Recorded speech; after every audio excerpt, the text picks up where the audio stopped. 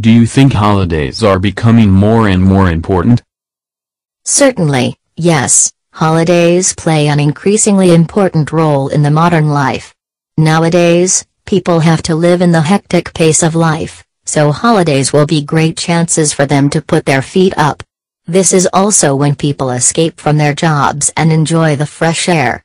Moreover, holidays are also a suitable time when people are able to take up sports so that they can improve their health. Some interesting sports such as diving or windsurfing may help people become stronger and build their muscle. Besides, holidays are an ideal opportunity for those who want to maintain a close relationship with their family and friends. Why do some people take their holidays at the seaside? I suppose that there are some suitable reasons why people are interested in holidays at the seaside. First of all, when people come to the beach and laze around on the sandy beach, they are able to dispel the heat of summer. You know, summers usually have a heat wave, so people really need to enjoy the cool air. Secondly, people can also see breathtaking views there which help them broaden their horizons. Last but not least, beaches are an ideal space for couples who would like to honeymoon. When going to the beach, they can take a sunset cruise with each other to enjoy the romance of love. These are three factors that I guess people want to take their holiday at the seaside. What do you think has led to the growth in the tourist industry? I suppose there are two major factors that have led to this growth. First of all, in terms of the development of transportation, it is now much easier for visitors to travel. Travelers can go to everywhere thanks to the modern public transport system such as buses, subways. In addition, they are able to get cheap charter flight if they would like to go to far-off destinations. Secondly, about different kinds of holidays, they are short breaks, package tours, self-catering, which are suitable for more types of travelers. Therefore, tourism is getting more and more developing. How do people tend to choose a destination? I guess every country has its distinct websites so that they can promote tourism images there. Therefore, a majority of people tend to search information about destinations in the internet because it just takes them a couple of seconds. Another way that people can choose to find information about their holiday destinations is through travel agents which provide visitors with most adequate and exact information. Especially, people can also read holiday brochure to be aware of suitable holiday destinations for them. To sum up, I suppose that there are three most common ways to help people to choose a destination they are interested in. People sometimes say flying is the most glamorous form of travel. Do you agree? I suppose that flying may be a glamorous form, but it is not the most. You know, the airport is a very bustling space which can make visitors more excited about their holiday destinations. Also, when passengers sit in the departure lounge, they can see many foreigners from different countries. That is a great chance for everyone who wants to make friends with foreigners so that they can practice speaking foreign languages with them. However, it may sometimes be uncomfortable because passengers have to queue up at the check-in desk for a quite long time. Do Vietnamese people prefer to travel by car or by train? It is evident that people prefer commuting by train to traveling by car because of its convenience. Firstly, even moving by train may be slower than by car. You would have chances to enjoy landscape and people on the sides of the road. Secondly, it's economical if you use train for a long trip. Let's take an example. You only need to spend about 800,000 VND on a train ticket including main meals and snacks, while car requires more money for fuel, road fare and traffic accidents, for instance. For these reasons, using train is definitely better than car. What are the advantages of traveling with a group of people? Going on a holiday with a group of people have tons of benefits. Firstly, you can save a great deal of money. You can share the cost of accommodation, transportation and food with your companions to save money. Secondly, the more the merrier, you can hang out with your friends, go sightseeing and take photos together. It will be definitely more enjoyable than traveling alone. What factors do you think affect the clothes we choose to wear? Well, it depends on occasion. The questions where we are or where we're going are big factors. If you are going out to a club, you're going to dress for the occasion with short pants or skirts or a dress, for example. By contrast, both men and women tend to choose formal clothes or uniforms to wear when they are at office. And then there are those who think it's important to look like they're on trend, so they'll want to choose the latest fashions every time they are out. For these reasons, I believe that wearing style depends on the situation. Is it possible to look good without spending lots of money on clothes? Yes, I'm sure it is. I suppose it's about having an eye for what looks good no matter how much the clothes cost. The important things are knowing how to mix and match different items of clothing that go well together and choosing something that suits you. I think you can pick up great bargains in some shops sometimes, and even hand-me-downs can look good too.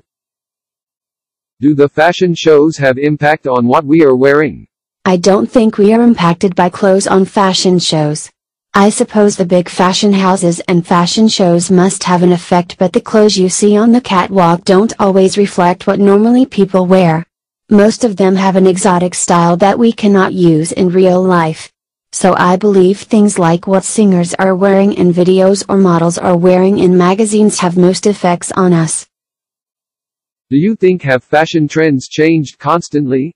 Well, I can say that everything can change one day, so how can a fashion style stay forever? Fashion trends are the imaginations of fashion designers, and they need changing to meet customers' requirements. However, the fashion cycle is a cycle in which trends come back over and over again.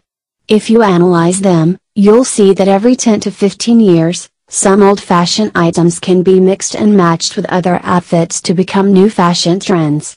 Several cutout styles and fabrics are timeless. Do you think people behave differently in different kinds of clothes? Yes, I think people have different behaviors when they wear different clothes. For example, one who wears formal clothes may portray an image of being professional and confident. Wearing casual clothes, on the other hand, makes us look comfortable and relaxed. Especially, women tend to be more confident when they wear high-heeled shoes rather than sandals. Are people's ideas about fashion today the same as people's ideas in previous years? Personally, I am sure that the conception about fashion has changed through years. For example, women in the past had tendency to wear blouse and short pants or vintage dress combined with a lot of outfits, while men wore jean flares as the fashion icons. Nowadays, people tend to keep update with the latest trend of fashion with simpler clothing. However, items couldn't be changed through years are the high-heeled shoes for women. Do people living in small cities know more about their neighbors than people living in big cities? Of course, they do. The chances that people get to know each other in small cities are definitely higher than in the big cities because people live close together and had time to make friends. In metropolis, urban residents are so occupied with their work or study that they rarely pay attention to their neighbors. Why do people rarely talk to each other?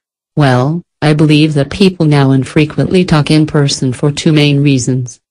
First of all, people these days tend to focus their time on using digital devices such as computers or mobile phones rather than hanging out with their friends and communicating directly with them.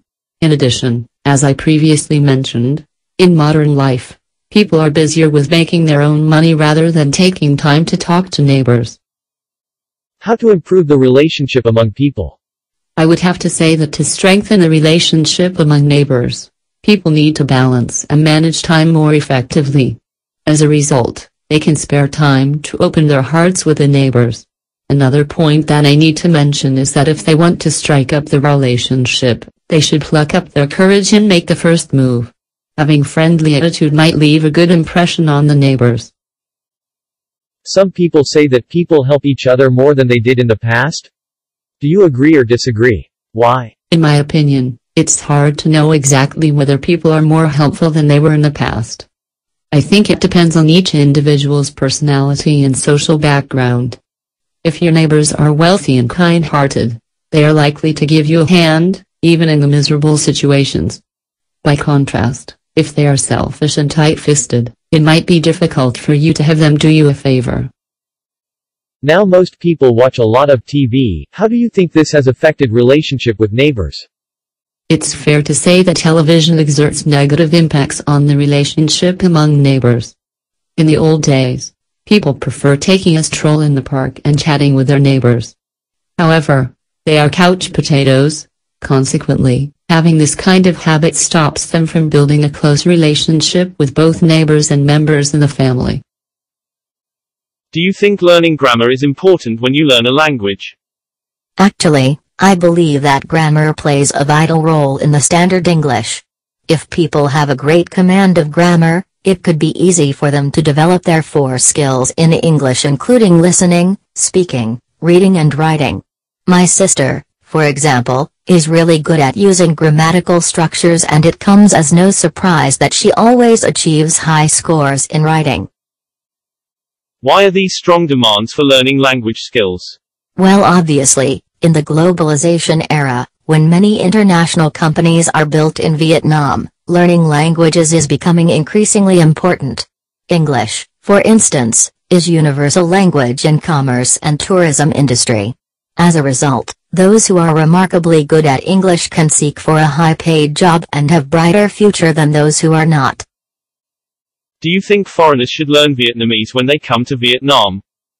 I think it depends on different kinds of people.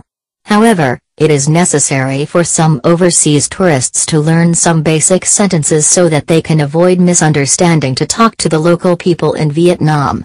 Furthermore, it would be more enjoyable if they speak Vietnamese to the local residents in order to gain a deeper insight about the traditional customs and their way of life. This also breaks the language barriers and connects people together. Why do some people learn quickly while others are slow? To be honest, it depends on the inborn ability of each individual. Some people are innately excellent at learning languages while others find it hard to memorize vocabularies and pronounce them accurately. To illustrate, my little niece is able to learn new words by heart quickly and speak English fluently when she is only 2 years old. Why do people want to learn a foreign language? As I previously mentioned, learning foreign languages can provide people with countless opportunities to have a good job, with handsome salaries. Also, when they acquire languages, they can be more confident to travel around the world to broaden their mind and gain interesting experience.